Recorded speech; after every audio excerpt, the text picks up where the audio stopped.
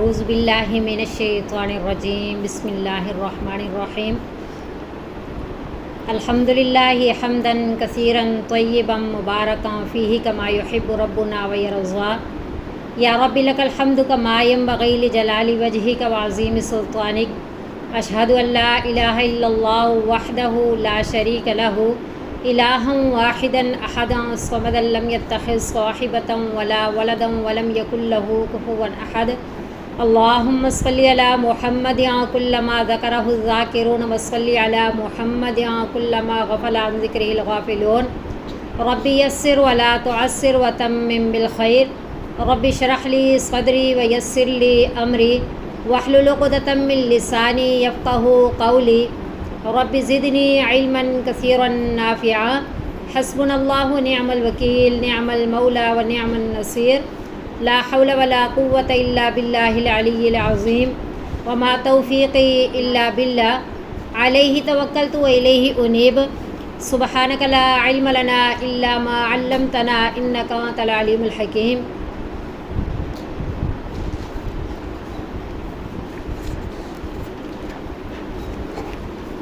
آج ہم انشاءاللہ سورۃ الفاتحہ پڑھیں گے۔ سورۃ الفاتحہ 7 آیتوں پہ مشتمل ہے، 7 آیتیں ہیں اس کی۔ تو سورۃ الفاتحہ سمجھنے سے پہلے اعوذ باللہ اور بسم اللہ کے بارے میں ہم تھوڑا سا پڑھ لیتے ہیں، سمجھ لیتے ہیں۔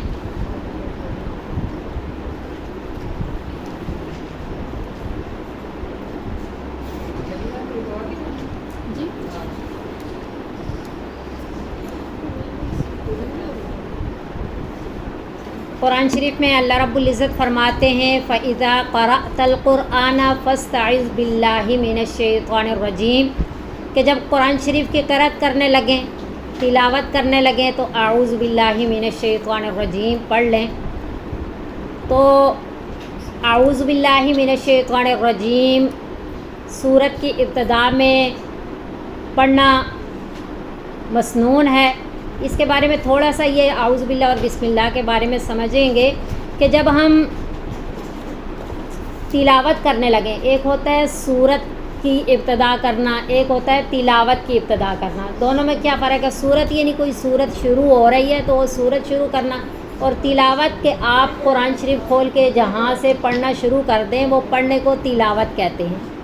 تو جیسا کہ پہلا پارہ ہم پڑھنے لگیں تو ہم تلاوت کی بھی ابتدا کر رہے ہیں اور سورت کی بھی ابتدا کر رہے ہیں۔ اس میں اعوذ باللہ اور بسم اللہ دونوں پڑھنا مسنون ہے۔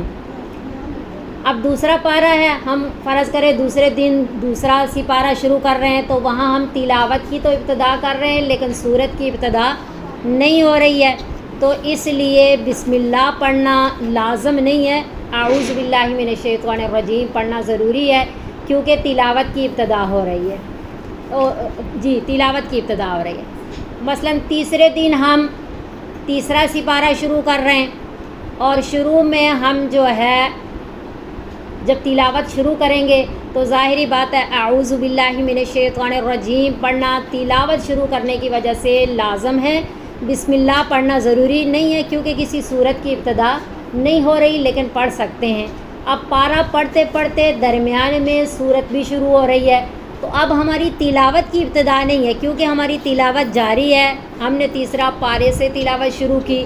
اب تلاوت کی ابتدا نہ ہونے کی وجہ سے جب تیسرے پارے میں سورہ شروع ہوگی تو ہم بسم اللہ پڑھیں گے سورت شروع ہونے کی وجہ سے، لیکن اعوذ باللہ من الشیطان الرجیم نہیں پڑھیں گے۔ یہ 3 صورتیں ہیں، یہ انہی پہلے 3 پاروں میں سمجھی جا سکتی ہیں۔ پتہ چلا کہ جب ہم پہلا پارہ شروع کر رہے ہیں تو سورت کی بھی ابتدا ہو رہی ہے، تلاوت کی بھی ابتدا ہو رہی ہے، جس کی وجہ سے ہم اعوذ باللہ من الشیطان الرجیم بھی پڑھیں گے اور بسم اللہ الرحمن الرحیم بھی پڑھیں گے، دونوں ضروری ہیں۔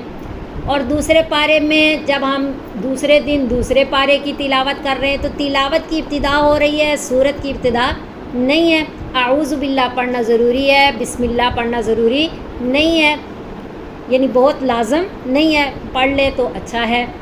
اور تیسرے دن جب ہم تیسرا پارہ پڑھتے پڑھتے درمیان میں سورت شروع ہو رہی ہے تو ہماری تلاوت جاری ہے۔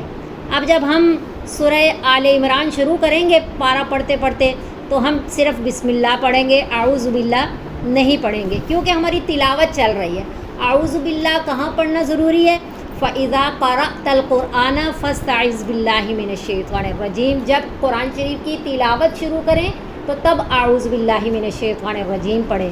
اور بسم اللہ جو ہے وہ تو ہر صورت کے ابتدا میں جو ہے وہ پڑھی جاتی ہے، اور یہ سورہ نمل کے اندر مستقل ایک قرآن شریف کی آیت کا ایک جز ہے، اِنَّهُ مِن سُلَيْمَانَ وَإِنَّهُ بسم اللہ الرحمن الرحیم، پوری بسم اللہ ہے۔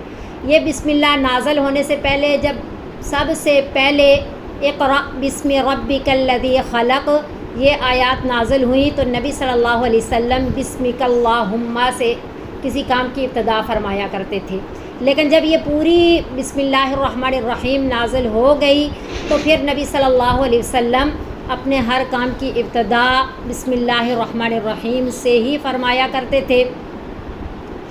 اور بسم اللہ الرحمن الرحیم پہلی جتنی امتیں ہیں جو بھی کام کی ابتدا کرتے تو اللہ تعالیٰ کے نام کے ساتھ کرتے تھے، لیکن یہ بسم اللہ الرحمن الرحیم پورا جو ایک قرآن شریف کی آیت کا جز ہے، صرف یہ اس قرآن شریف کی خصوصیت ہے اور امت محمدیہ کی خصوصیت ہے۔ پہلی امتوں میں اگر اللہ رب العزت کے نام سے کسی کام کی ابتدا کی جاتی تو الفاظ یہ والے نہیں تھے بسم اللہ الرحمن الرحیم۔ یہ بسم اللہ الرحمن الرحیم جو ہے یہ صرف امت محمدیہ کی خصوصیت ہے۔ اعوذ باللہ پناہ مانگتی ہوں میں، باللہ اللہ کی، من الشیطان الرجیم شیطان مردود سے۔ ترجمہ اس کا یہ ہے، بسم اللہ اللہ تعالیٰ کے نام کے ساتھ شروع کرتی ہوں میں۔ یہ شروع جو ہے نا لفظ، اس کا مطلب الفاظ کون سے ہیں؟ تو اشرعو، قرآن شریف میں بہت سارے ایسے الفاظ ہیں جن کا ترجمہ تو کیا جاتا ہے، الفاظ محذوف ہیں، یعنی الفاظ کا ترجمہ تو ہے لیکن الفاظ موجود نہیں ہے تو اس کو محذوف کہتے ہیں۔ بسم اللہ شروع کرتی ہوں میں اللہ تعالیٰ کے نام کے ساتھ، الرحمن جو بڑا مہربان، الرحیم نہایت رحم کرنے والا ہے۔ تو یہ بسم اللہ الرحمن الرحیم جو ہے اس کے بارے میں ایک بات تو یہ بھی سمجھنی ہے کہ یہ ایک آیت کا جز ہے، تو ناپاکی کے دنوں میں جیسے تلاوت کے طور پہ قرآن شریف کی کسی آیت کا ہم تلاوت نہیں کر سکتے، جیسے حسبنا اللہ و نعم الوکیل، لا الہ الا انت سبحانک انی کنت من الظالمین، یا سورہ اخلاص یا کوئی سے بھی ہم تلاوت کرتے ہیں تو تلاوت کے طور پہ نہیں پڑھ سکتے، لیکن اس کو وظیفے کے طور پہ پڑھ سکتے ہیں۔ اب بسم اللہ الرحمن الرحیم کسی وظیفے کے طور پہ ہم پڑھ سکتے ہیں، لیکن تلاوت کے طور پہ ناپاکی کے دنوں میں ہم اس کی تلاوت نہیں کر سکتے۔ اکثر پوچھتے رہتے ہیں نا، حسبنا اللہ و نعم الوکیل کا وظیفہ ہے، یا لا الہ الا انت سبحانک انی کنت من الظالمین کا وظیفہ ہے، یا کوئی سا وظیفہ ہے ہم ناپاکی کے دنوں میں کر سکتے ہیں، تو اس کا مسئلہ یہی ہے جواب کہ تلاوت کے طور پہ نہیں کر سکتے۔ مطلب ہم تلاوت جیسے قرآن شریف کی تلاوت کرتے ہیں نا، تو ایک ہے وظیفے کے طور پہ، تو وظیفے کے طور پہ پڑھی جا سکتی ہے یہ بسم اللہ اور حسبنا اللہ اور لا الہ الا انت سبحانک انی کنت من الظالمین، لیکن تلاوت کے طور پہ ہم نہیں پڑھ سکتے۔ نبی صلی اللہ علیہ وسلم کی بہت سی احادیث سے ثابت ہے کہ آپ صلی اللہ علیہ وسلم نے ہر موقع پہ بسم اللہ سے ابتدا کرنے کو فرمایا، جیسے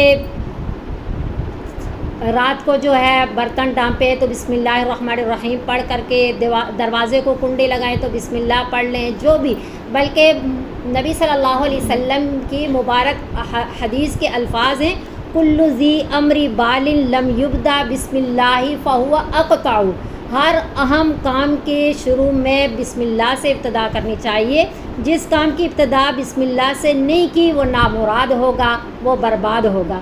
تو اس لیے چاہے دنیاوی کام ہے چاہے دینی کام ہے، جو بھی اہم کام ہے اس کے شروع میں بسم اللہ الرحمن الرحیم سے ابتدا کرنی چاہیے۔ جیسے سواری پہ سوار ہوں تو بھی بسم اللہ، اسی طرح واش روم جانے کی جو دعا ہے، بسم اللہ اللہم انی اعوذ بک من الخبث والخبائث۔ تو بہرحال یہ بہت بڑا ایک شریعت کا سبق ہے کہ اپنے سارے کاموں کی ابتدا جو اہم کام ہیں، چاہے دینی ہیں چاہے دنیاوی ہیں، ابتدا بسم اللہ الرحمن الرحیم سے کریں گے تو اللہ رب العزت اس میں برکات بھی پیدا فرما دیں گے اور اس کا کام کا انجام اچھا ہوگا۔ تو اس لیے بسم اللہ سے ابتدا کرنی چاہیے۔ تو یہ تو قرآن شریف ہے، اس کی تلاوت میں ہر سورت کے شروع میں بسم اللہ لکھی ہوئی ہے، تو بسم اللہ الرحمن الرحیم سے ابتدا کر رہے ہیں۔ الحمد للہ رب العالمین، الحمد تمام تعریفیں، یہ تمام کس کا ترجمہ ہے؟ الف لام جو لگا ہوا ہے نا، یہ خاص کرنے کے لیے ہے، معرف باللام ہے، اس سے مثلا رجل آدمی تو الرجل خاص آدمی، کسی چیز کو کسی بھی بات کو مخصوص کرنے کے لیے معرفہ بنانے کے لیے الف لام لگتا ہے۔ تو الحمد تمام تعریفیں، للہ اللہ کے لیے ہیں، ربی جو رب ہے، العالمین سارے جہاں، تو الحمد ساری تعریفیں۔ اب پوری کائنات کے اندر جو چیز بھی ہے ساری کی ساری مخلوق ہے اور ساری کی ساری اللہ رب العزت کی تخلیق ہے، 18,000 مخلوقات ہیں، اور ابو سعید خدری رضی اللہ تعالیٰ عنہ فرماتے ہیں کہ یہ جہاں جو ہیں 40,000 جہاں ہیں، اور حضرت مقاتل رحمۃ اللہ علیہ فرماتے ہیں 80,000 جہاں ہیں۔ بہرحال اللہ قادر ذات ہیں، کتنے جہاں اللہ نے پیدا کیے، ڈھیروں جہاں پیدا کیے اور ڈھیروں نعمتیں اللہ رب العزت نے پیدا فرمائی، اور اتنی پیدا فرمائی کہ وَإِن تَعُدُّوا نِعْمَتَ اللَّهِ لَا تُحْصُوهَا، کہ اگر اللہ رب العزت کی نعمتوں کو شمار کرنا چاہو تو کبھی بھی شمار نہیں کر سکتے۔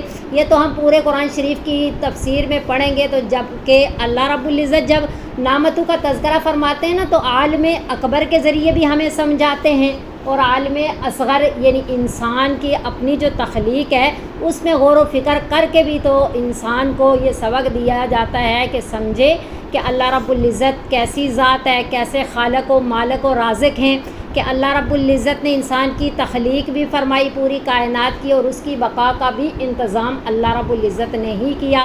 تو پتہ چلا دنیا کے اندر جس چیز کی بھی تعریف ہوتی ہے در حقیقت وہ اللہ تعالیٰ کی تعریف ہے، بالکل ایسے کہ مثلا کسی تصویر کی ہم تعریف بیان کر رہے ہیں تو وہ تصویر کی تعریف نہیں ہوتی، وہ مصور کی ہو رہی ہوتی ہے کہ اس نے وہ تصویر اتنی اچھی تیار کی۔ تو بالکل اسی طرح جس چیز کی بھی تعریف ہے وہ در حقیقت کس کی تعریف ہے؟ اللہ رب العزت کی تعریف ہے۔ اب الحمد میں بہت ساری باتیں ہیں، ایک چھوٹی سی بات ہم سمجھ لیتے ہیں کہ الحمد اللہ تعالیٰ کی تعریف کرنا اتنا اہم کام ہے اور اتنا بڑا وظیفہ ہے کہ اس سے بڑا اور کوئی وظیفہ نہیں ہے۔ اللہ خود چاہ رہے ہوتے ہیں کہ بندے میری تعریف کریں، اسی وجہ سے اللہ رب العزت نے اپنے کلام پاک کی ابتدا بھی الحمد سے کی، الحمدللہ رب العالمین، اپنی تعریف سے کی۔ اللہ رب العزت فرماتے ہیں کہ کنت کنزا مخفیہ، میں چھپا ہوا خزانہ تھا، فاحببت ان اعرف، میں نے چاہا کہ میں پہچانا جاؤں، فخلقت الخلق، تو میں نے مخلوق کو پیدا کیا۔ ہماری پوری کائنات کی تخلیق کا مقصد اللہ کی پہچان ہے۔ جب بندہ اللہ کو پہچان لیتا ہے نا تو خود بخود اللہ تعالیٰ کی تعریف کرنے پہ مجبور ہو جاتا ہے، اللہ تعالیٰ کی تعریف کرتا ہے۔ اور نبی صلی اللہ علیہ وسلم نے فرمایا کہ ساری نعمتوں پہ، جو نعمتیں اللہ رب العزت نے بندے کو دی ہیں، ان پہ جب شکر کے طور پہ الحمد کہتا ہے، الحمدللہ اللہ تعالیٰ کی تعریف بیان کرتا ہے، تو اللہ اتنا خوش ہوتے ہیں کہ اللہ فرماتے ہیں کہ جو اس نے دیا وہ اس سے افضل ہے جو اس نے لیا، یعنی جتنی بھی نعمتیں اس نے لی ان پہ جب اس نے الحمدللہ کہہ دیا تو وہ ساری نعمتوں سے یہ اس کا الحمدللہ کہنا افضل ہے۔ بلکہ ایک حدیث مبارکہ میں آتا ہے جس کا مفہوم یہ ہے کہ ایک ہی شخص کو پوری کائنات کی نعمتیں اگر مل جائیں اور ان کائنات کی نعمتوں پہ وہ الحمدللہ کہے تو یہ ساری کائنات کی نعمتوں سے اس کا الحمدللہ کہنا افضل ہے۔ تو اس لیے اللہ رب العزت کی کثرت کے ساتھ تعریف بیان کرنی چاہیے، جہاں اور تسبیحات ڈھیروں پڑھتے ہیں الحمدللہ رب العالمین، یہ اللہ کی تعریف میں یہ کلمات کہنے چاہیے، یہ تسبیح پڑھنی چاہیے الحمدللہ رب العالمین۔ تو انسان کو اپنی تعریف کرنے سے منع کیا گیا ہے، جیسے سورہ نجم میں 27ویں پارے میں ہے کہ فَلَا تُزَكُّوا أَنفُسَكُمْ هُوَ أَعْلَمُ بِمَنِ اتَّقَى، کہ تم اپنی پاکی خود بیان نہ کرو، اللہ زیادہ جانتے ہیں کہ تم میں سے زیادہ متقی کون ہے۔ تو یعنی کہ انسان کی جو تعریف ہوتی ہے وہ اس کی تقوی کی بنیاد پہ ہوتی ہے، تو وہ کتنا متقی ہے اور کتنا تقوی ہے اس کے اندر۔ التقویٰ ہا ہنا، تقویٰ یہاں ہوتا ہے، وَيُشِيرُ إِلَى الصَّدْرِ، اور نبی صلی اللہ علیہ وسلم نے سینے کی جانب اشارہ کیا، تو پتہ چلا تقویٰ کا اصل تعلق دل کے ساتھ ہے، اور عَلِيمٌ بِذَاتِ الصُّدُورِ اللہ رب العزت کی ذات ہے، جس کی وجہ سے اللہ جانتے ہیں کہ کون کتنا متقی ہے۔ تبھی اللہ نے فرما بھی دیا کہ ہوا اعلم بمن اتقى، اللہ زیادہ جانتے ہیں کہ تم میں سے متقی کون ہے۔ تو یہ ہے کہ اللہ رب العزت جس میں جتنا تقویٰ ہوتا ہے اسی حساب سے اللہ رب العزت اس کو عزت عطا فرماتے ہیں۔ وہ تعریف نہ بھی کرنا چاہے اپنی، اللہ اس کی تعریف کے ڈنکے بجوا دیتے ہیں۔ اللہ رب العزت زمین و آسمان میں اعلان کروا دیتے ہیں کہ میں اس بندے سے محبت کرتا ہوں، اے لوگو تم بھی اس سے محبت کرو اور اسے معزز جانو، اور ساری کائنات پھر کیا کر رہی ہوتی ہے؟ عزت کر رہی ہوتی ہے۔ تو خود اپنی تعریف کرنا ایک تو عجب پسندی کا خدشہ ہوتا ہے، دوسرا متکبر بن جانے کا خدشہ ہوتا ہے، اس لیے اپنی تعریف خود نہیں کرنی چاہیے۔ لیکن اللہ رب العزت نے اپنی تعریف خود بیان کی اور اپنے کلام پاک کی ابتدا بھی الحمدللہ رب العالمین سے کر دی، تو اس کی کیا وجہ ہے؟ ایک تو اللہ خالق ہیں، اللہ اپنی تعریف خود بیان کر رہے ہیں، دوسری بات یہ ہے کہ اللہ اتنی بڑی ذات ہیں کہ اللہ رب العزت کی تعریف کوئی کر ہی نہیں سکتا، کہ کیسے الفاظ استعمال کیے جائیں، کون سا انداز اختیار کرنا چاہیے، اللہ کی تعریف نہیں بیان کی جا سکتی۔ حتیٰ کہ نبی صلی اللہ علیہ وسلم کی دعاؤں میں ملتا ہے کہ جب آپ صلی اللہ علیہ وسلم اللہ کی تعریف فرماتے تو اس میں یہ فرماتے کہ اللہم لا احصی ثناء علیک انت کما اثنیت علی نفسک، اے اللہ ہم آپ کی تعریف بیان نہیں کر سکتے، آپ بس ایسے ہی ہیں جیسے آپ نے اپنی تعریف خود بیان فرما دی۔ تو پتہ چلا اپنی تعریف کے کلمات جیسے اللہ ہمیں بتا سکتے ہیں، ہم وہ الفاظ استعمال خود بخود نہیں کر سکتے۔ تو اللہ رب العزت نے الحمدللہ رب العالمین کے ذریعے اپنی تعریف سکھا دی، تو ہمیں بھی انہی الفاظ کے ساتھ اللہ تعالیٰ کی کثرت کے ساتھ تعریف بیان کرنی چاہیے۔ ہر نعمت پہ نبی صلی اللہ علیہ وسلم کی جو مسنون دعائیں ہیں نا، مثلا صبح اٹھتے ہیں تو الحمدللہ الذی احیانا بعد ما اماتنا والیہ النشور، اسی طرح واش روم سے باہر نکلنے کی غفرانک الحمدللہ الذی اذھب عنی الاذی وعافانی، بہت ساری دعائیں ہیں جن میں ابتدا جو ہے کس سے ہو رہی ہے؟ الحمدللہ سے ہو رہی ہے۔ تو اللہ رب العزت اس بات کو بہت پسند فرماتے ہیں کہ اللہ تعالیٰ کی تعریف بیان کی جائے، اور تعریف تبھی کی جا سکتی ہے جب کسی کی صفات کا یقین ہو، جب کسی کے اندر صفات نظر آ رہی ہوں۔ تو اسی لیے اللہ تعالیٰ کی 99 جو صفاتی نام ہیں یہ بھی ہمیں پڑھنے چاہیے، تاکہ اللہ رب العزت کی صفات کا دل کے اندر استحضار ہو، یقین ہو، اور ہم ایک یقین کی کیفیت میں اللہ تعالیٰ کی تعریف بیان کریں۔ الحمدللہ رب العالمین۔ اور پھر الحمدللہ، للہ اللہ رب العزت کا ذاتی نام ہے، مطلب یہ ہے کہ اللہ تعالیٰ تمام صفات کی جامع ذات ہیں اور تمام نقائص سے منزہ و مبرہ ذات ہیں۔ اللہ کا کیا مطلب ہے کہ اللہ میں کسی قسم کا نقص نہیں ہے، اور کوئی بھی کائنات کے اندر ایسی تعریف ہے ہی نہیں جو اللہ تعالیٰ، صفت ہو ہی نہیں سکتی جو اللہ میں موجود نہ ہو۔ اللہ میں ساری صفات موجود ہیں اور اللہ ہر نقص سے پاک ذات ہیں۔ اللہ رب العزت کا اللہ ذاتی نام ہے، اور علماء حضرات فرماتے ہیں کہ یہی اسم اعظم ہے۔ اسم اعظم کا کیا نام؟ تو اس سے بڑا کوئی نام نہیں ہے، اور اسم اعظم کے ذریعے دعائیں بھی قبول ہوتی ہیں۔ تو پتہ چلا اللہ سے اللہ کا نام کا واسطہ دے کے جب دعا کی جائے اللہ رب العزت ضرور قبول فرماتے ہیں کہ یہ اسم اعظم ہے اور دعاؤں کی قبولیت کا ذریعہ ہے۔ یہ جتنی بھی ایک انسان کو دیکھ کے اس کا ایک ذاتی نام ہوتا ہے، کچھ اس میں صفات ہوتی ہیں تو اس کے صفاتی نام بھی رکھے جاتے ہیں جو خصوصیات ہوتی ہیں، لیکن اس کو اپنا نام ہی اچھا لگتا ہے، اصل اس کی کیا ہوتی ہے پہچان؟ اس کا اپنا نام ہوتا ہے۔ تو اللہ رب العزت کو بھی اپنا ذاتی نام بہت پسند ہے، تبھی اپنے کلام پاک کی تعریف کے الفاظ میں للہ، اللہ کے نام، اللہ لفظ کے ذریعے اللہ اپنی تعریف کروا رہے ہیں۔ تو رب العالمین، اچھا یہ اللہ لفظ جو ہے نا یہ کسی کا بھی رکھا نہیں جا سکتا، نہ اس کا تثنیہ ہے نہ اس کا جمع ہے، بس یہ اللہ لفظ ہی استعمال ہوتا ہے۔ رب العالمین جو تمام جہاں کا رب ہے۔ اب رب کسے کہتے ہیں؟ رب کہتے ہیں کہ جو ساری مصلحتوں کی رعایت کرتے ہوئے درجہ بدرجہ چڑھائے اور کمال تک پہنچا دے۔ تو ایسا صرف اللہ تعالیٰ کی ذات ہی کر سکتی ہے کہ ساری مصلحتوں کا لحاظ بھی رکھے اور درجہ بدرجہ پروان چڑھائے اور کمال تک پہنچا دے، ایسا اور کوئی بھی نہیں کر سکتا، ایسا صرف اللہ تعالیٰ کی ذات ہے۔ ایک ماں ہے وہ پرورش کر رہی ہوتی ہے، ڈھیروں جو ہے مصلحتوں کا وہ خیال نہیں کر سکتی، کیوں؟ وہ بچے کی ہر کیفیت کو اس طرح ماں ہے، ظاہری بات ہے اس کا رونا اسے سب کچھ بتاتا ہے، لیکن ایک اندازہ ہے، حقیقت وہ نہیں پہچان سکتی، حقیقت صرف اللہ تعالیٰ کی ذات پہچانتی ہے، اور اس لیے رب لفظ صرف اللہ تعالیٰ کے لیے بولا جاتا ہے۔ اب دیکھیں بچے کے لیے جو دودھ دوسرا استعمال کیا جاتا ہے نا، تو اس کے بھی درجے ہوتے ہیں کہ بچہ پہلے ماں کا ہے تو یہ والا دودھ پلوائیں، نام وہی ہوتا ہے اس کا، نمبر 1 نمبر 2 نمبر 3 اس طرح مقرر کیے جاتے ہیں۔ اور اللہ رب العزت ماں کے چھاتیوں کے اندر ہی دودھ کی کیفیات کو چینج کرتے رہتے ہیں۔ بچے کے لیے دودھ اور طرح کا ہوتا ہے، بچی کے لیے دودھ اور طرح کا ہے، جب بچہ پہلے ماں میں ہے دوسرے ماں میں ہے، اسی طرح دودھ کی جو ہوتی ہے وہ تبدیل ہوتی رہتی ہے۔ تو یہ صرف اللہ رب العزت کی ذات کر سکتی ہے، اور یہ صرف ایک انسان کے لیے نہیں ہے بلکہ جتنے بھی عالم ہیں سارے عالم کی تربیت کرنے والا، پروان چڑھانے والا، پالن ہار وہ اللہ رب العزت کی ذات ہے۔ عالم بہت ہیں، مطلب ایک عالم ہے انسانوں کا، ایک ہے جنوں کا، ایک ہے فرشتوں کا، اسی طرح پرند جو ہے چرند پرند ہیں، نباتات ہیں، جمادات ہیں، ہر چیز کو پروان چڑھانے والی اللہ تعالیٰ کی ذات ہے۔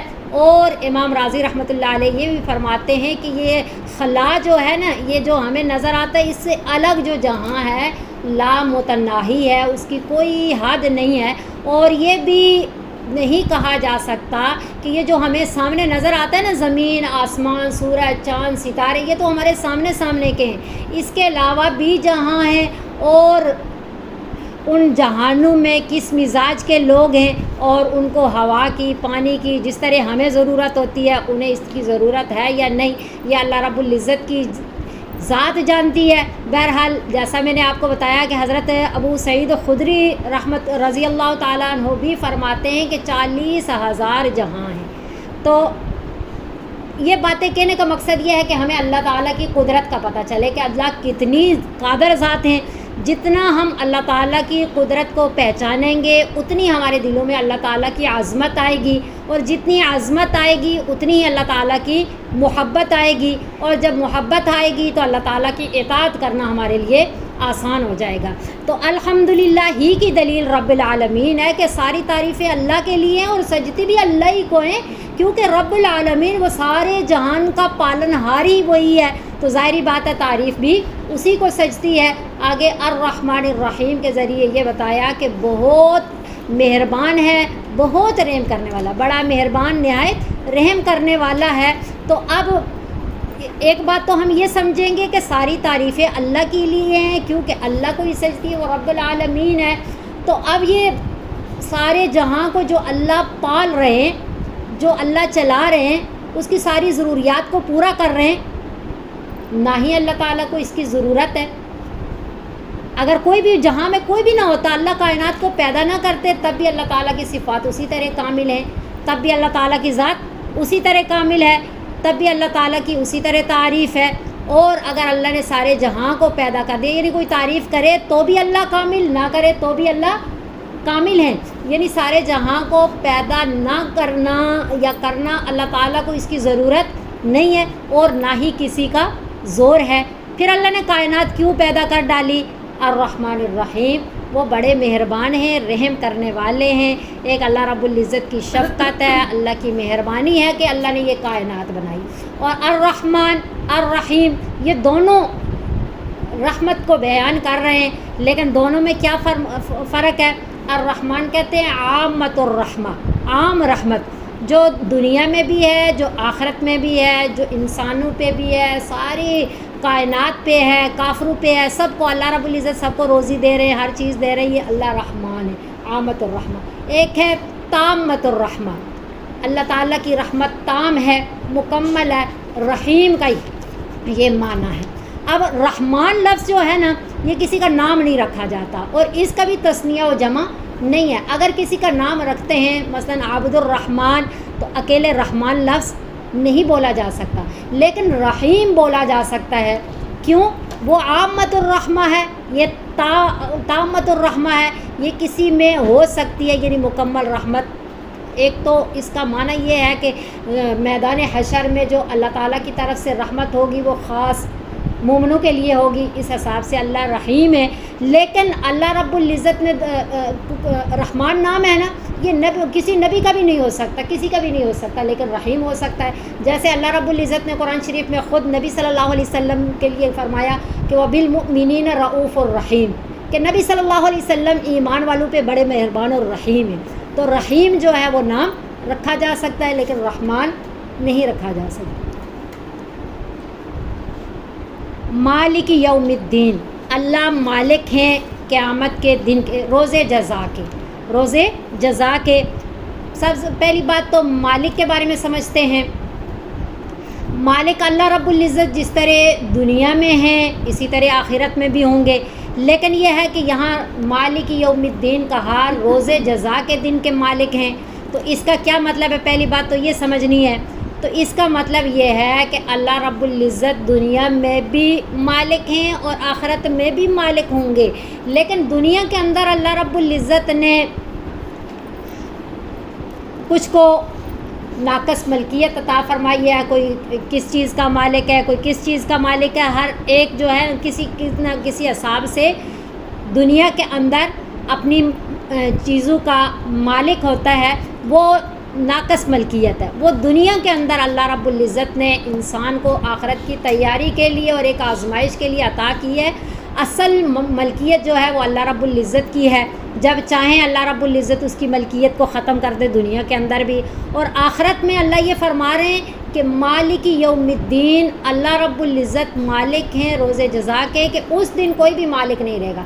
دنیا کے اندر جو ناقص ملکیت جن کو جس حساب سے ملی ہوگی، کوئی حاکم ہے، کوئی محکوم ہے، کوئی بادشاہ ہے، کوئی غلام ہے، تو میدان حشر میں جب آئیں گے نا تو وہ بادشاہ اور غلام والا رشتہ ختم ہو جائے گا، سب ایک ہی کیفیت میں ہوں گے۔ وہاں بادشاہ نہیں رہے گا اور کوئی حاکم نہیں رہے گا، بلکہ سارے جو ہے اپنے اپنے اعمال کے حساب سے اپنے جو ہے وہ اس صف میں کھڑے ہوں گے، اپنے اس جماعت میں کھڑے ہوں گے۔ تو آخرت میں ملکیت ساری کی ساری اللہ رب العزت کے لیے ہو جائے گی، اور یوم الدین مالک ہے روز جزا کا۔ تو یہاں سے یہ سمجھانا مقصود ہے کہ یہ دنیا جو ہے یہ دارالعمل ہے اور آخرت دارالجزا ہے۔ یہ دنیا کے اندر اللہ رب العزت تھوڑا سا نمونہ جزا کا بھی دکھاتے ہیں اور تھوڑا سا نمونہ سزا کا بھی دکھاتے ہیں، صرف یہ دکھانے کے لیے کہ ہم آخرت کی جزا و سزا کو تھوڑا بہت سمجھ سکیں۔ اللہ رب العزت فرماتے وَلَنُذِيقَنَّهُم مِّنَ الْعَذَابِ الْأَدْنَىٰ دُونَ الْعَذَابِ الْأَكْبَرِ لَعَلَّهُمْ يَرْجِعُونَ، البتہ ضرور چکھائیں گے ہم ان کو وَلَنُذِيقَنَّهُم مِّنَ الْعَذَابِ الْأَدْنَىٰ، اس تھوڑے عذاب کے بعد بڑا عذاب، وَلَنُذِيقَنَّهُم مِّنَ الْعَذَابِ الْأَدْنَىٰ دُونَ الْعَذَابِ الْأَكْبَرِ لَعَلَّهُمْ يَرْجِعُونَ۔ دنیا کے اندر بھی جو سزا مل رہی ہوتی ہے، اصل میں وہ بھی سزا نہیں ہوتی، وہ بھی اللہ رب العزت کی ایک قسم کی عطا ہے کہ ہم پہچان جائیں، ہم باز آ جائیں، ہم سمجھ جائیں کہ اللہ رب العزت قادر ذات ہے۔ اللہ رب العزت نے آخرت میں جنت اور جہنم ٹھکانہ تیار کر رکھے ہیں، اس لیے ہمیں بری باتوں سے بچنا چاہیے اور اچھی باتوں کو اپنانا چاہیے۔ تو اللہ رب العزت تھوڑا سا نمونہ جزا و سزا کا دکھاتے ہیں، لیکن اصل جزا و سزا کی جگہ کون سی ہے؟ وہ آخرت ہے۔ دنیا کے اندر ایسا ہو سکتا ہے کہ جس کو جزا ملنی چاہیے اس کو سزا بھی مل جاتی ہے، اور جس کو سزا ملنی چاہیے اس کو جزا بھی مل جاتی ہے۔ دنیا کے اندر ایسا ہوتا ہے، اس لیے دنیا کے اندر کسی کے ظاہر سے کبھی بھی اندازہ نہیں لگا سکتے کہ اگر کوئی مال و دولت والا ہے یا کوئی علم والا ہے تو بالکل کامیاب ہے. ایسا ہے کہ شاید جو مال و دولت والا نہ ہو، غریب ہو، وہ زیادہ اللہ تعالیٰ کے قریب بن جائے، یا مال و دولت والا مال و دولت ہونے کے باوجود اللہ تعالیٰ کا زیادہ قرب حاصل کر لے کہ اپنی دنیا کو بھی جنت بنا لے، اپنی آخرت کو بھی جنت بنا لے. تو دنیا کے اندر کسی کا بھی اندازہ نہیں لگا سکتے کہ کون حزب اللہ میں ہے، کون حزب الشیطان میں ہے، کون جو ہے جنت کما رہا ہے، کون آخرت کما رہا ہے. بقلب سلیم کا سودا ہے اللہ تعالیٰ کے ہاں کہ جو سالم دل لے کر کے آیا. تو اس لیے اللہ رب العزت نے یوم سزا رکھا، یوم الدین رکھا ہے، تاکہ اس وقت اللہ جو علیم بذات الصدور ہیں ہر ایک کے بارے میں صحیح طرح فیصلہ فرما دیں کہ کس کو جزا ملنی چاہیے اور کس کو سزا ملنی چاہیے. تو یہ جزا و سزا کا دن ہے. بہرحال زمانے 3 ہیں، ماضی، حال، مستقبل. تو ان آیات میں اللہ رب العزت نے الحمدللہ اپنی تعریف کے ساتھ ساتھ بھی ہمیں توحید اور اعمال صالحہ کا بھی درس دے دیا، اور پھر ساتھ یہ بھی بتا دیا کہ ساری تعریفیں اللہ تعالیٰ کے لیے، یعنی اللہ تعالیٰ کے ہم کیا ہیں، ہر ٹائم محتاج ہیں کہ ہمیں اللہ رب العزت نعمتیں دیں گے تو ہمیں نعمتیں مل سکیں گی، یوں ہی ہم نعمتیں نہیں لے سکتے. تو حال اور ماضی اور حال میں بھی اللہ تعالیٰ کے جس طرح ہم محتاج ہیں، اگلی آیت میں اللہ یہ فرما رہے ہیں کہ ایاک نعبد و ایاک نستعین، کے مستقبل میں بھی تم اللہ ہی کے محتاج ہو. تو بہرحال اس میں تھوڑی سی ایک تفسیری مضامین ہیں کہ جب الحمدللہ رب العالمین بندہ کہتا ہے تو اللہ خوش ہو کر کے فرماتے ہیں کہ میرے بندے نے میری حمد کی ہے، اور جب الرحمن الرحیم کہتا ہے تو اللہ خوش ہو کر کے فرماتے ہیں کہ میرے بندے نے میری تعریف کی ہے. اور مالک یوم الدین میں کہ میرے بندے نے میری بزرگی بیان کی ہے. اور ایاک نعبد و ایاک نستعین میں کہ یہ جو ہے آدھی صورت اللہ تعالیٰ کی تعریف ہے، یعنی اللہ کے لیے ہے، اور آدھی بندوں کے لیے ہے، یعنی تقسیم ہے یہ صورت. تو ایاک نعبد و ایاک نستعین والا جملہ گویا کہ آدھا اللہ رب العزت کی تعریف میں ہے کہ الخاص ہم اللہ ہی کی عبادت کرتے ہیں، اور آدھا جو ہے وہ ہم اللہ سے مدد مانگتے ہیں بندے کے لیے. اور اگلی آیات بھی تو پھر اللہ فرماتے ہیں کہ جو کچھ میرے بندے نے مانگا میں اس کو عطا کروں گا، اس کے لیے وہی کچھ ہے جو اس نے مجھ سے مانگا. تو ایاک نعبد و ایاک نستعین اب ہم سمجھتے ہیں کہ ایاک مفعول ہے، نعبد فعل بفاعل ہے. تو فعل پہلے آتا ہے، پھر فاعل آتا ہے، پھر مفعول آتا ہے. لیکن یہاں مفعول کو خصوصیت کے لیے جب خاص کرنا ہو تو پہلے اس کا تذکرہ کر دیا جاتا ہے. تو یہاں ایاک پہلے تذکرہ فرمایا کہ خاص اللہ ہی کی نعبد ہم عبادت کرتے ہیں. تو ہمارے اساتذہ فرماتے تھے کہ یہ ہی اور بی میں بڑا فرق ہے کہ مشرک بھی اللہ تعالیٰ کی عبادت کرتے تھے، لیکن ان کا کیا تھا، وہ ان کا عقیدہ بھی تھا اور ہمارا عقیدہ ہی ہے. وہ کہتے تھے کہ اے اللہ ہم آپ کی بھی عبادت کرتے ہیں، آپ کی یعنی اوروں کی بھی کرتے ہیں، ساتھ آپ کی بھی کرتے ہیں، لیکن ہمارا کیا ہے کہ اے اللہ ہم خاص تیری ہی عبادت کرتے ہیں. تو ہمیں اپنے اساتذہ جب درس دیتے نا چھوٹی چھوٹی باتوں کے لیے بتایا کرتے تھے کہ یہ پیر ودائی ہے نا، یہ پیر ودائی نہیں اللہ ودائی کہا کرے، اس لیے کہ اللہ ہی بڑھاتا اور گھٹاتا ہے، پیر بڑھاتا گھٹاتا نہیں ہے. یہ پیر ودائی نہیں ہے، اللہ ودائی ہے، اللہ ودائی بولا کرے. تو وہ چھوٹی چھوٹی باتوں میں ہمارے عقائد کا خیال رکھا کرتے تھے. تو بہرحال ایاک خاص تیری ہی نعبدو ہم عبادت کرتے ہیں. اب عبادت کیا کسے کہتے ہیں؟ انتہائی کسی کی تعظیم دل میں رکھتے ہوئے انتہائی عاجزی و انکساری اور اطاعت کا مظاہرہ کرنا، اس کو عبادت کہتے ہیں. کہ بہت کسی کی عظمت دل کے اندر ہو اور بہت انتہا کی عاجزی و انکساری اس کے لیے اختیار کر لے، اس کو عبادت کہتے ہیں.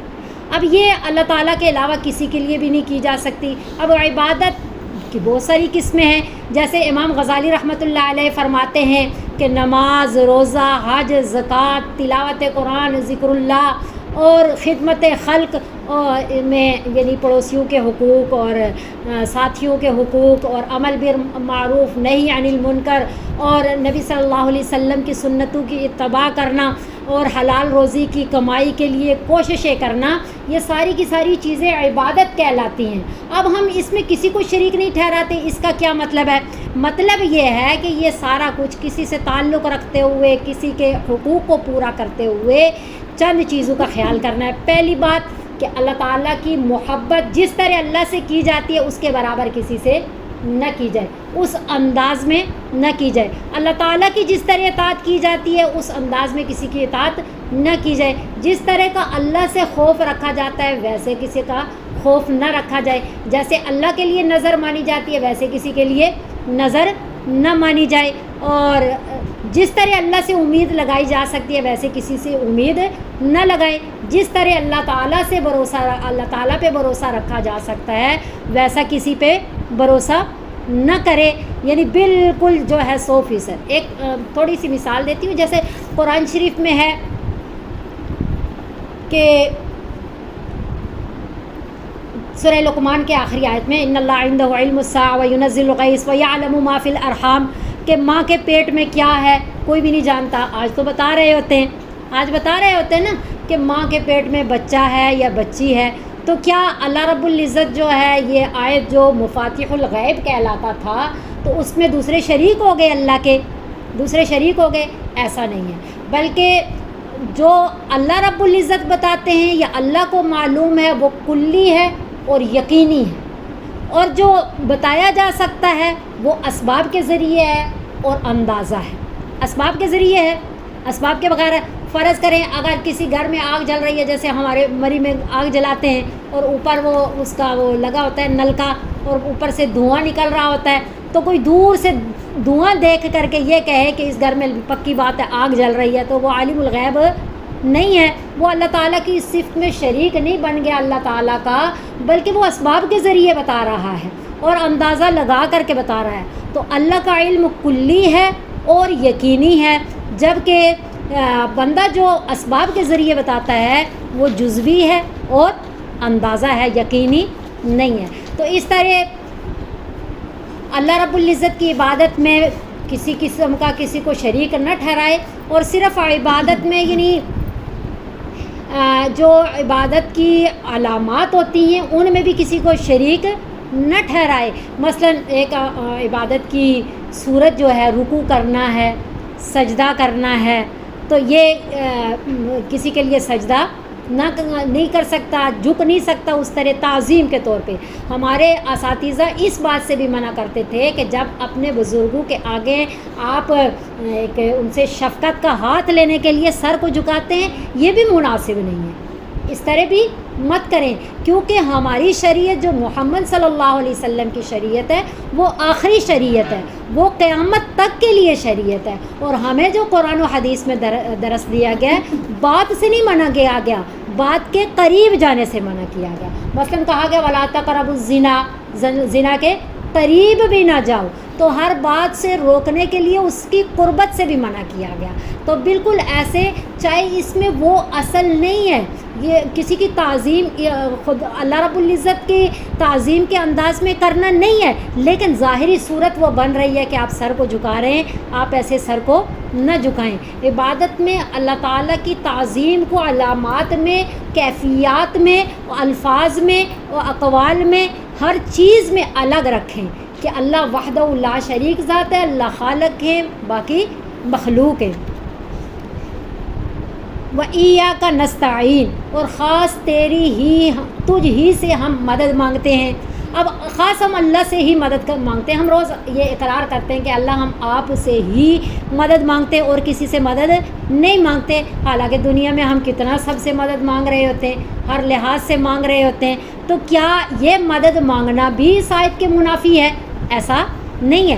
جب ہم دیکھیں کسی سے مدد مانگنا وہ اسباب کے درجے میں ہے کہ اسباب کے ذریعے کسی سے مدد مانگ رہے ہوتے ہیں، یہ بھی اس آیت کے منافی نہیں ہے، مدد مانگی جا سکتی ہے، بلکہ کائنات کا اللہ رب العزت نے نظام ہی ایسا بنا دیا ہے کہ جب تک کسی سے مدد مانگو گے نہیں تب تک اپنے کام سر انجام دے نہیں سکتے. مثلا گھر بنانے کے لیے ہمیں مستری کی ضرورت ہوگی, اب ایک جگہ سے دوسری جگہ جانے کے لیے گاڑی کی ضرورت ہے, یعنی کہ ایک قسم کا گاڑی والا سواری کا محتاج ہوتا ہے, سواری گاڑی والے کی محتاج ہوتی ہے, گاڑی کی محتاج ہوتی ہے.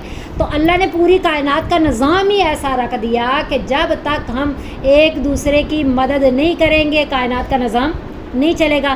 تعاونوا علی البر والتقوی ولا تعاونوا علی الاثم والعدوان, کہ نیکی اور تقوی کے کاموں میں ایک دوسرے کے معاون بن جاؤ, اور گناہ اور زیادتی کے کاموں میں کبھی بھی کسی کی مدد نہ کرو. بلکہ ہم نے تفسیر میں جب ہم وہاں تفسیر پڑھ رہے تھے تو نبی صلی اللہ علیہ وسلم کی ایک حدیث پڑھی تھی کہ جو ظالم لوگوں کے قلم دوات سیدھے کرنے والے ہیں, اتنی سی بھی معاونت کرتے ہیں, میدان حشر میں ان کا حساب کتاب یہ نہیں, ان کا ٹھکانہ انہی کے ساتھ ہوگا.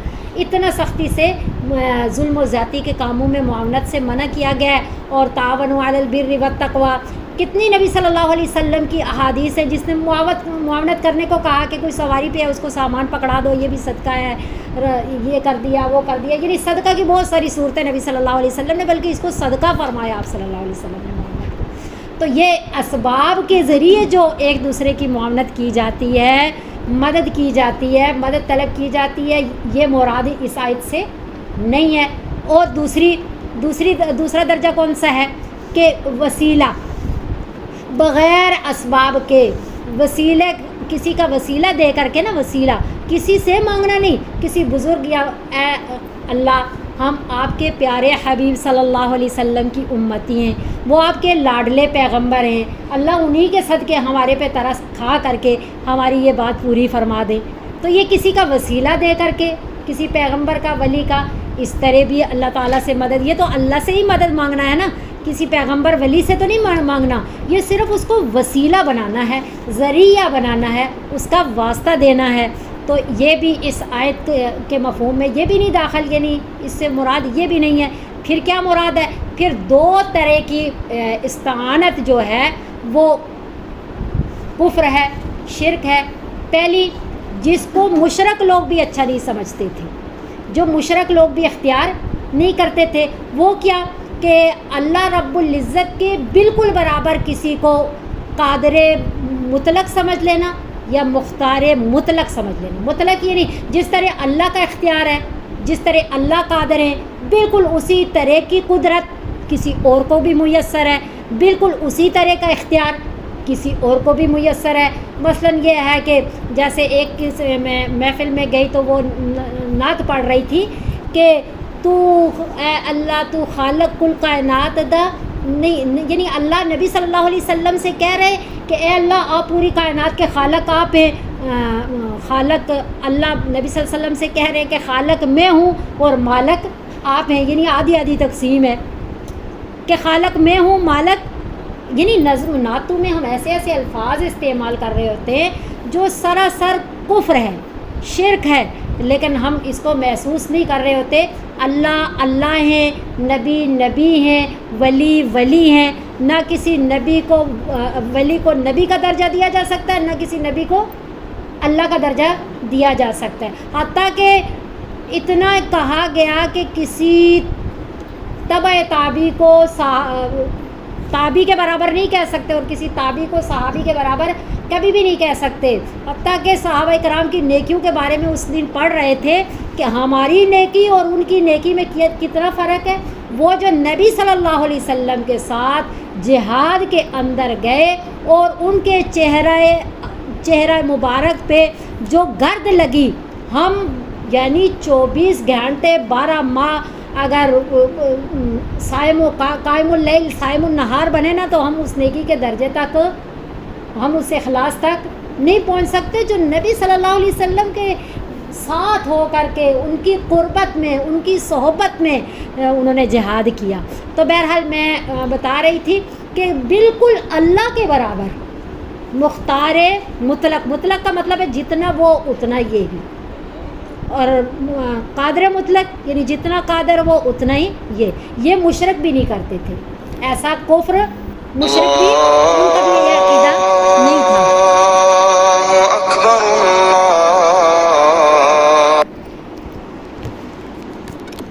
اور جو اس آیت کے مفہوم میں داخل ہے وہ کون سا ہے کہ اے اللہ ہم خاص آپ ہی سے مدد مانگتے ہیں. وہ مشرک کیا کرتے تھے, وہ کیا تھا, یعنی قادر مطلق اللہ تعالیٰ کی ذات ہے, اللہ کے برابر اور کوئی نہیں ہے, پوری دنیا پہ قادر اللہ ہے اور اختیار بھی اللہ, قدرت بھی اللہ کی ہی چلے گی اور اختیار بھی اللہ ہی کا چلے گا مطلب. لیکن مشرک کیا کہتے تھے, یہ تو ہم بھی مانتے ہیں کہ اللہ ہی کا اختیار ہے اور اللہ ہی قادر ہے, لیکن یہ ہے کہ اللہ اس میں سے کچھ حصہ ہمارے بتوں کو بھی دیتے ہیں, کچھ حصہ فلاں کو بھی دیتے ہیں, کچھ حصہ فلاں کو بھی دیتے ہیں, یعنی اللہ رب العزت کے برابر تو نہیں ہے, لیکن اللہ نے اس کا کچھ حصہ دیا ہوا ہے, جتنا حصہ دیا ہوا ہے اس میں ہی ان کا اختیار ہے, اس میں ان کی قدرت چل رہی ہے.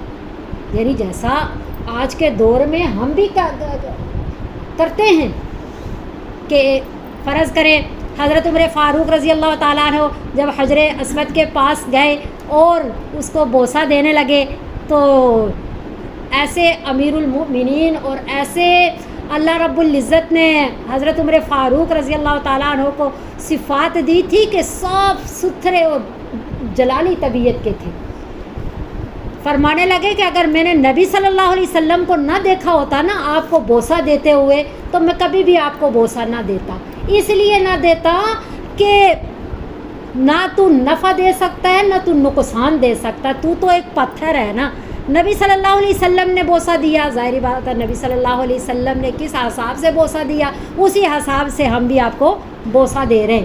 تو آج زیارتوں پہ جو پتھر پڑے ہوئے ہیں, جا کر کے او سوکھے درخت کے نیچے سے گزر کر کے ہم یہ کہیں کہ ہمارا سوکھا پن ختم ہو جائے گا, یا پھر وہ پتھر مل کر کے ہماری جو ہے ہمیں نفع ملے گا, نقصان ہمارے ختم ہو جائیں گے, ایسا نہیں ہے.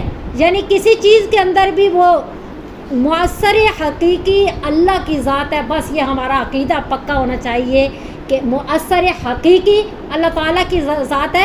نجوم پرست لوگ جو ہے نا, ستاروں کی پرستش کرنے والے, ان کے بارے میں ایک نبی تھے جن کو اللہ نے ستاروں کا علم دیا تھا. بعد میں جن کو ملا کچھ نہ کچھ حصہ, تو معلوم غیر مفید و مفید غیر معلوم, یہ پکا عقیدہ بنانا چاہیے کہ جو اس ستارے کا علم مفید ہے وہ کسی کو معلوم ہی نہیں ہے, اور جو معلوم ہے وہ مفید ہے ہی نہیں, کیوں, وہ اصل نہیں ہے. تو جس چیز کے اندر بھی اللہ نے اثر ڈالا ہے, پیچھے رسی اللہ تعالیٰ کے ہاتھ میں ہے. وہ اثر اللہ ڈالے تو ٹھیک, نہ ڈالے تو قادر مطلق اللہ تعالیٰ کی ذات ہے, مختار کل اللہ کی ذات ہے. کسی چیز کے اندر بھی اثر اللہ نہیں چاہیں گے نہیں ہوگا. آگ کے اندر ایک اثر ہے, آگ جلاتی ہے, لیکن حضرت ابراہیم علیہ السلام بیچ میں تھے تو وہ اثر اللہ نے کھینچ لیا. حضرت ابراہیم علیہ السلام کو اتنی بڑی آگ نہیں جلا سکی جس کے برابر پرندے جھل بن کر کے نیچے گر رہے تھے. حضرت اسماعیل علیہ السلام کو چھری نے نہیں کاٹا. اسی طرح بہت ساری باتیں ہیں کہ جب اللہ نے نہ چاہا تو اس چیز نے اپنا اثر ظاہر نہیں کیا. تو مؤثر حقیقی اللہ, وہ اثر ہوتا ہے. ہم یہ نہیں کہہ سکتے کسی چیز میں اثر نہیں ہے, کیوں, یہ اسباب کی دنیا, اللہ نے اسباب پیدا کیے ہیں, دنیا کے اندر اسباب کے ذریعے ہی چلنا ہے. جیسا کہ میں نے آپ کو بتایا تھا کہ حضرت عیسیٰ علیہ السلام قیامت کے نزدیک آسمان سے دمشق کی مسجد کے مینارے کے اوپر تشریف لے آئیں گے فرشتوں کے اس میں, لیکن وہاں سے نیچے نہیں آئیں گے جب تک سیڑھی نہیں لگے گی, کیونکہ اسباب کی دنیا میں آ گئے نا. سیڑھی لگے گی, حضرت عیسیٰ علیہ السلام مینارے سے نیچے اتریں گے. تو یہ اسباب کی میں معاونت مانگنا یہ سارا کچھ ٹھیک ہے, لیکن یہ ہے کہ یوں سمجھنا کہ قادر مطلق, مختار مطلق اللہ کی ذات ہے, مختار کل, قادر کل, تو اس کا کچھ حصہ اللہ نے فلاں کو دے دیا اور وہ اس میں بالکل جو ہے مختار ہے, بالکل قادر ہیں, اس ذریعے سے ہماری معاونت کریں. تو ایسا نہیں ہے. اے اللہ, سارا کی ساری قدرت ایسی آپ کے پاس ہے, آپ ہی معاونت کر سکتے ہیں, آپ ہی بارش برسا سکتے ہیں, آپ ہی اولاد عطا فرماتے ہیں. کہتے ہیں نا کہ فلاں ہم زیارت پہ گئے تو اولاد ملی. اب دیکھیں جو بزرگ ہیں اپنی جگہ وہ کامل بھی ہیں, لیکن نبی صلی اللہ علیہ وسلم کی قبر کو بھی پوجنے سے منع کیا گیا. نبی صلی اللہ علیہ وسلم بھی ہمیشہ نبی صلی اللہ علیہ وسلم نے اس چیز کو درس دیا کہ جو اللہ کی صفات ہیں اللہ کی ہیں. عالم الغیب، حاضر و ناظر اللہ تعالیٰ کی ذات ہے، میں بھی نہیں ہوں. اور بہت سارے ایسے واقعات ہیں جن میں پتہ چل رہا ہے کہ نبی صلی اللہ علیہ وسلم عالم الغیب نہیں ہے. بہرحال یہ ایک خاص پوائنٹ تھے تو جس کی وجہ سے میں نے اتنا وہ آپ کو تھکا دیا. وَإِيَّاكَ نَسْتَعِينُ، اور خاص تجھ ہی سے ہم مدد مانگتے ہیں. تو بہرحال یہ بات ہم نے سمجھ لی. آگے ہیں اہدنا الصراط المستقیم. یہ اس صورت کے بارے میں نبی صلی اللہ علیہ وسلم نے فرمایا کہ یہ ایسی صورت ہے، نہ تورات میں ہے، نہ زبور میں ہے، نہ انجیل میں ہے، نہ پورے قرآن شریف میں کوئی دوسرا قرآن کا حصہ اس کے مثل ہو سکتا ہے. یہ ایسی عظیم صورت ہے. یہ سورہ شفا بھی کہتے ہیں، اس کو فاتحۃ الکتاب بھی کہتے ہیں، اس کو جو ہے وہ القرآن بھی کہتے ہیں، قرآن کا اصل ہے. کیوں کہتے ہیں؟ ایک تو اس میں ایمان اور اعمال صالحہ جو اصل پورے قرآن شریف میں وہ اللہ نے سمجھا دیا، ایمان اور اعمال صالحہ. اور دوسرا یہ ہے کہ یہ متن ہے، پورا قرآن اس کی شرح ہے. اور تیسری بات یہ ہے کہ یہ جو سورۃ الفاتحہ ہے نا، اس میں ایک دعا مانگی گئی ہے، اہدنا الصراط المستقیم، اللہ ہمیں سیدھی راہ دکھا. تو اللہ نے پورا قرآن دے کر کے کہا ذالک الکتاب لا ریب فیہ، یہ لیں کتاب، اگر صراط مستقیم چاہیے تو وہ سارے کا سارا یہ کتاب ہے. تو پتہ چلا اصل سورۃ الفاتحہ ہے اور اس میں سیدھے راستے کی ہدایت مانگی گئی ہے. اب ہم ہدایت سمجھتے ہیں، اب ایک بات سمجھتے ہیں کہ دیکھیں ہدایت نبی صلی اللہ علیہ وسلم کو اللہ کہہ رہے ہیں انا فتحنا لک فتحا مبینا لیغفر لک اللہ ما تقدم من ذنبک وما تأخر. اس میں آگے آ رہا ہے نا لیہدیک صراط مستقیم. یہ فتح اللہ نے آپ کو اس لیے دی، مکہ فتح کر کے دے دیا. اللہ نے کیوں دیا؟ تاکہ اللہ سیدھے راستے کی آپ کو ہدایت دے. تو نبی صلی اللہ علیہ وسلم ہدایت یافتہ کیا، ہدایت کا سرچشمہ تھے، دوسرے لوگوں کے لیے ہدایت کا ذریعہ تھے آپ صلی اللہ علیہ وسلم. لیکن یہاں اللہ فتح مکہ کب ہوا تھا؟ آپ صلی اللہ علیہ وسلم کے وفات سے تھوڑا عرصہ پہلے ہوا نا. یہاں اللہ رب العزت نبی صلی اللہ علیہ وسلم سے فرما رہے ہیں کہ میں نے یہ مکہ فتح اس لیے کروایا آپ کے ذریعے تاکہ اللہ آپ کو سیدھے راستے کی ہدایت کرے. تو یہ جو اہدنا الصراط المستقیم ہم مانگتے ہیں نا اللہ تعالیٰ سے، یہ کسی عام مومنین کے لیے یا کفار کے لیے یا نہیں ہے. اس کے مخاطب ولی بھی ہیں، اس کے مخاطب پیغمبر بھی ہیں. پیغمبروں نے بھی، نبی صلی اللہ علیہ وسلم نے بھی اپنی نماز میں یہی مانگا نا اہدنا الصراط المستقیم. ولیوں، بزرگوں، صحابہ، تابعین، تبع تابعین، سب کی یہی نماز میں سورۃ الفاتحہ تھی اور یہی انہوں نے مانگا اہدنا الصراط المستقیم. حالانکہ وہ ہدایت یافتہ تھے، حالانکہ وہ ہدایت کا سرچشمہ تھے، دوسروں کے لیے ہدایت کا ذریعہ تھے، لیکن انہوں نے ہدایت مانگی. تو یہ ہدایت کیا ہے؟ پھر ہم نے یہ سمجھنا ہے. زیادہ ٹائم ہو گیا؟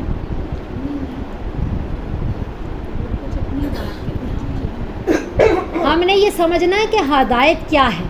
سب سے پہلی بات، ہدایت کے 3 درجے ہیں. پہلا درجہ جو ہے وہ اللہ رب العزت نے ساری مخلوق کو دیا. کس کو دیا؟ ساری مخلوق، پوری کائنات جو بھی ہے، چاہے انسان، حیوان، نباتات، جمادات، چرند، پرند، درند، جو کچھ بھی ہے، سب کے سب روح و حیات موجود ہے، احساس و ادراک موجود ہے، عقل و شعور موجود ہے. یہ 3 چیزیں ہوتی ہیں نا، روح و حیات، زندگی ہے ہر چیز کے اندر، احساس و ادراک ہر چیز کے اندر ہے، عقل و شعور ہر چیز کے اندر ہے، لیکن اپنے اپنے درجے میں ہے.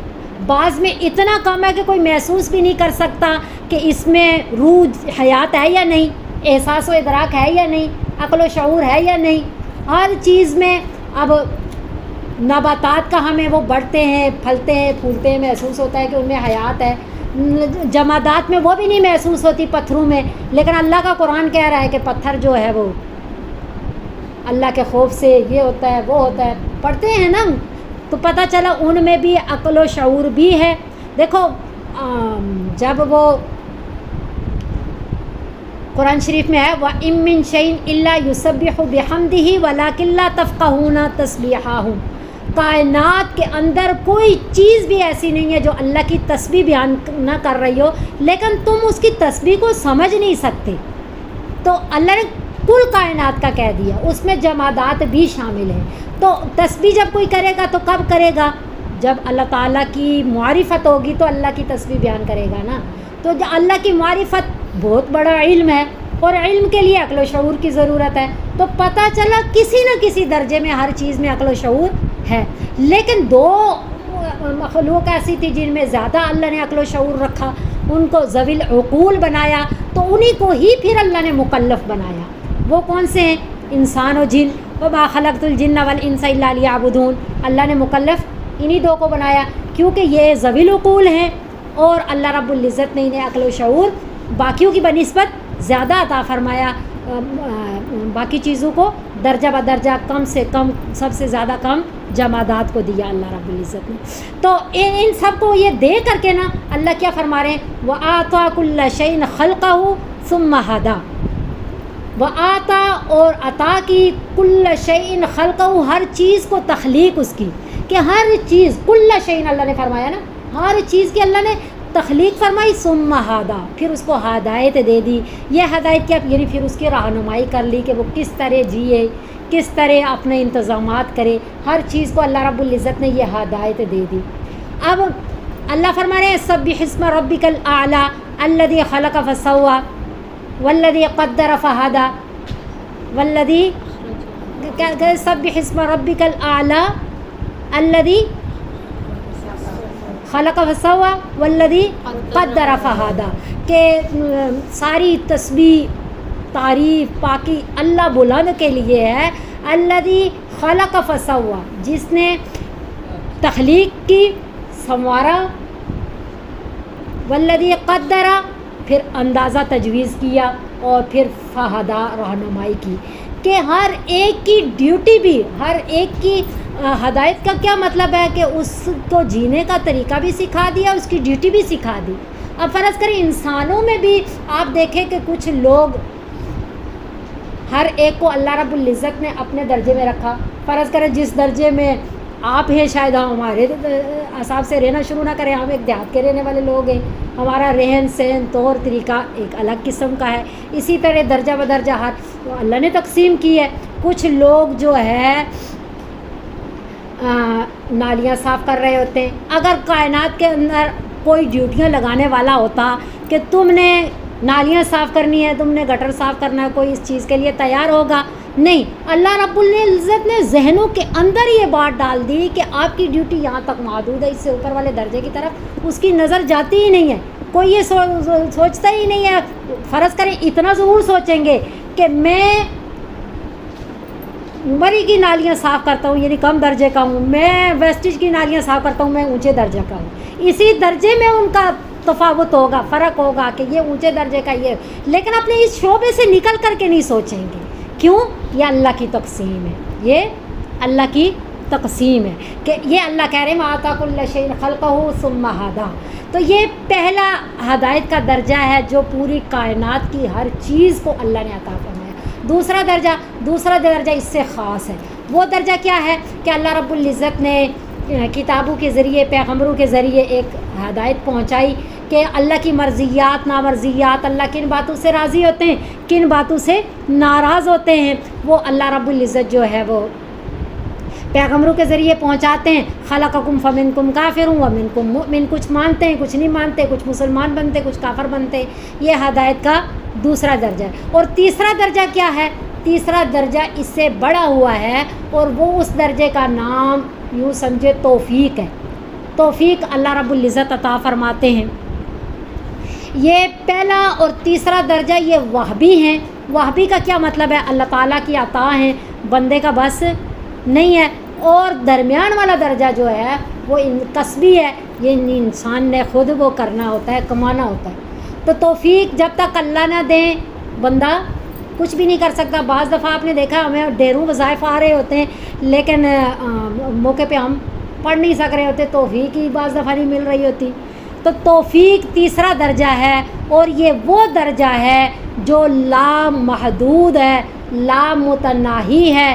یہی وہ میدان ہے جس میں ہر کوئی جو ہے وہ آگے بڑھنے کی کوشش کر رہا ہوتا ہے. والذین جاہدوا فینا لنہدینہم، جو جتنا مجاہدہ کرتا ہے اتنا آگے بڑھتا چلا جاتا ہے، اللہ اس کے راستے کھول دیتے ہیں.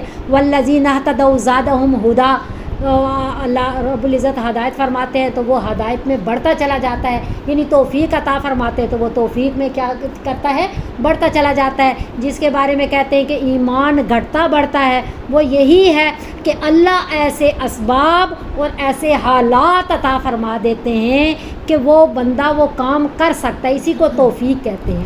وہ اسباب مہیا کر دینا، وہ حالات پیدا کر دینا کہ بندے کے لیے وہ عمل کرنا آسان ہو جائے، اس کو کیا کہتے ہیں، توفیق. تو یہ تیسرا درجہ ہے. اس درجے میں پیغمبر بھی آگے بڑھنا چاہ رہے، اس درجے میں ہر کوئی چاہے صحابی ہے، ولی ہے، دن بدن آگے بڑھنے کی کوشش کرتا ہے. اور یہ میدان لامتناہی ہے، انتہا تو کوئی بھی نہیں پہنچا، سب چل ہی رہے ہوتے ہیں. بھلے کوئی پیغمبر بھی ہو، وہ بھی چاہ رہے ہوتے ہیں کہ مزید آگے بڑھیں، مزید آگے بڑھیں. جیسے اللہ کہہ رہے ہیں کہ فتح مکہ والی نیکی بھی کروا کر کے نا آپ سے تو صراط مستقیم کی ہم نے آپ کو ہدایت دے دی کہ مزید ایک توفیق اور عطا فرما کے اور بلندیاں ہم نے آپ کو عطا فرما دی. تو یہ اہدنا الصراط المستقیم تبھی پیغمبر بھی مانگتے ہیں، تبھی صحابہ بھی مانگتے ہیں، تبھی ادنا سے ادنا مومن بھی مانگتا ہے، کیونکہ ہر ایک اس کا مخاطب ہے. اب صراط المستقیم، مستقیم کہتے ہیں ایسا راستہ جس میں موڑ نہ ہو. تو یہاں مراد کیا ہے، جس میں افراط و تفریط نہ ہو. افراط کہتے ہیں مبالغے کو، بڑھا دینے کو، اور تفریط کہتے ہیں گٹا دینے کو. شریعت سیدھا راستہ ہے. وَأَنَّ هَذَا صِرَاطِي مُسْتَقِيمًا فَاتَّبِعُوهُ، اللہ فرماتے ہیں کہ یہ راستہ سیدھا ہے، پس اسی کی اتباع کرو.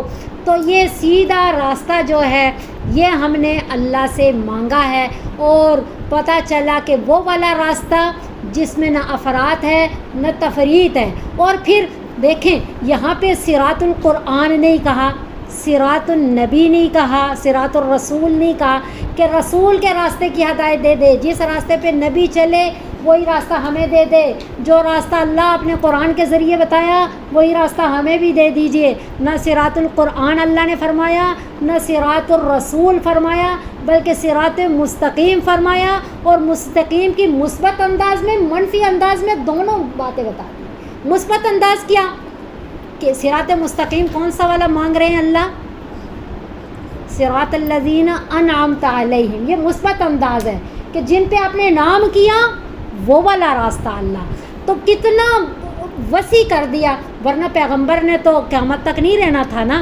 پیغمبر نے تو اپنی زندگی ختم کر کے ہو تو جانا ہے نا، چلے جانا ہے. صحابہ کرام رضوان اللہ علیہم اجمعین کے درمیان سے نبی صلی اللہ علیہ وسلم چلے گئے.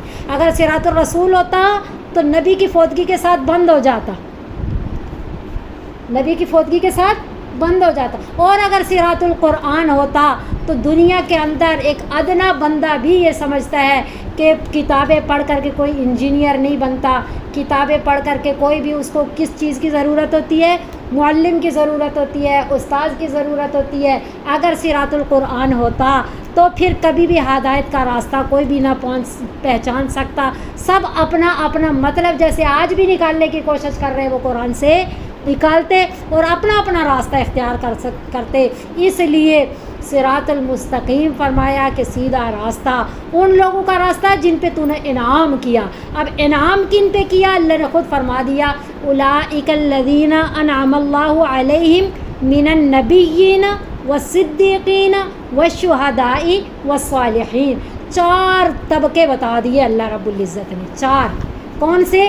سب سے پہلے نبی، نبیین، دوسرے صدیقین، شہداء، صالحین. نبی تو ہم پہچانتے ہیں کہ نبی کون سے ہیں، جو معصوم ہیں، جن کو اللہ نے اپنا پیغام دے کر کے بھیجا.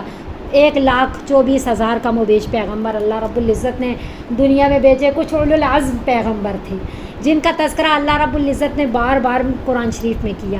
اور دوسرے نمبر پہ صدیقین ہیں، یعنی جو نبیوں کو اللہ نے امتیں دیں، ان امتوں میں جو سب سے امت کے درجے کے اعتبار سے سب سے بڑا، جیسے ہماری نبی صلی اللہ علیہ وسلم کی امت میں کون ہے؟ حضرت ابو بکر صدیق رضی اللہ تعالی عنہ.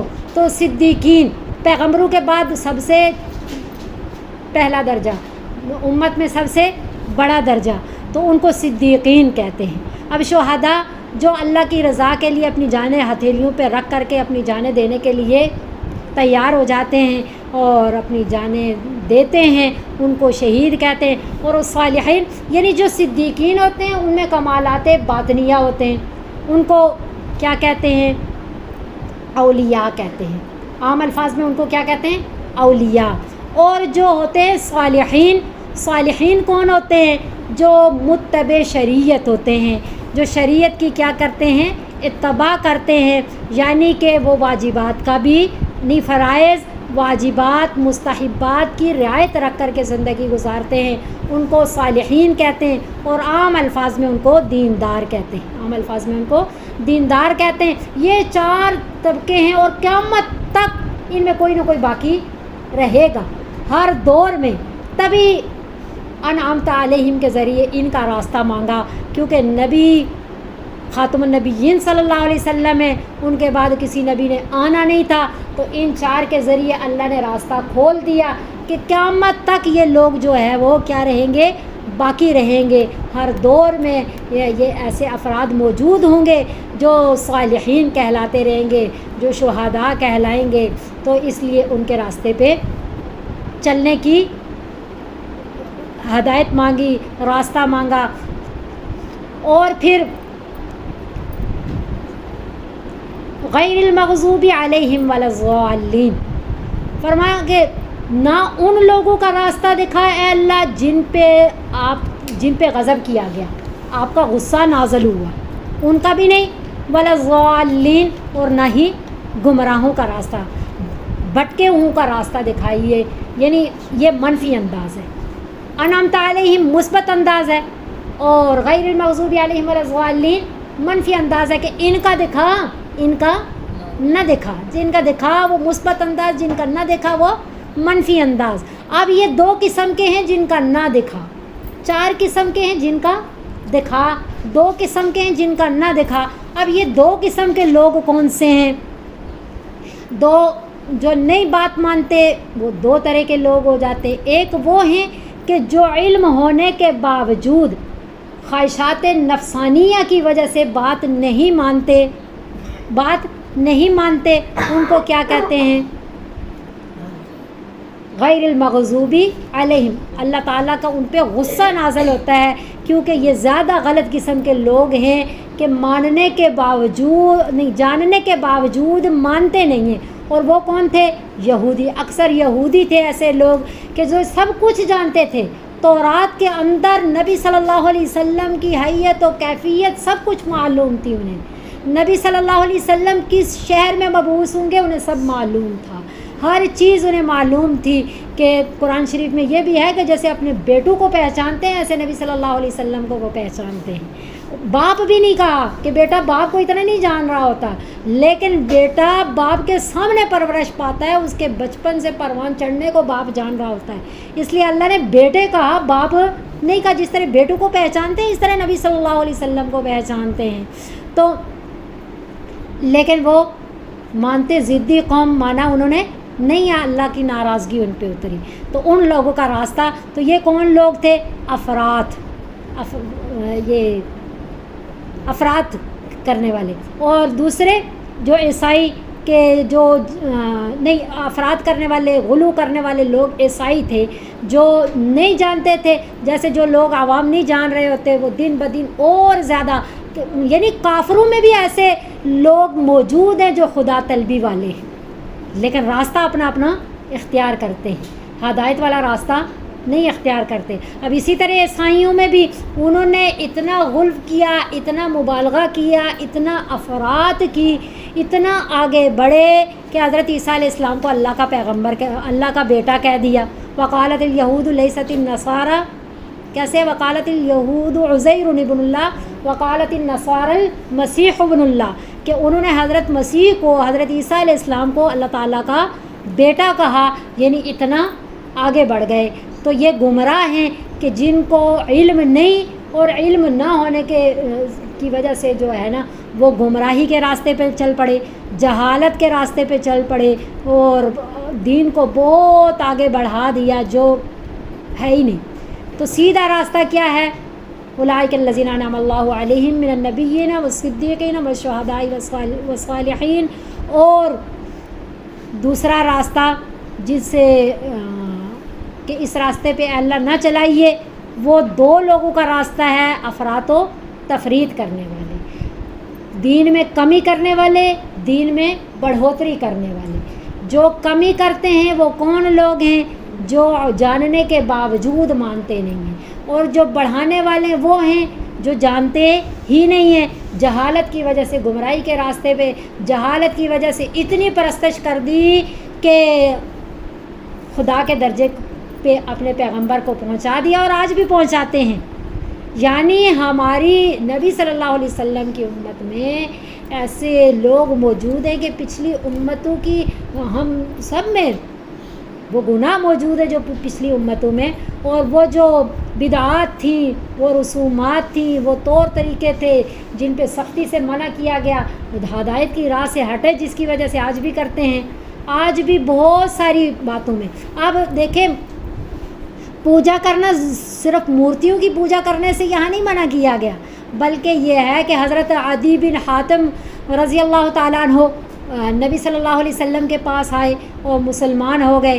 نبی صلی اللہ علیہ وسلم سے کہنے لگے کہ اللہ رب العزت نے قرآن شریف میں اتخذوا احبارہم و رہبانہم من دون اللہ، ایسے کوئی آیت ہے نا کہ انہوں نے اپنے جو ہیں راہب وغیرہ ان کو جو ہے خدا بنا لیا اللہ کو چھوڑ کے۔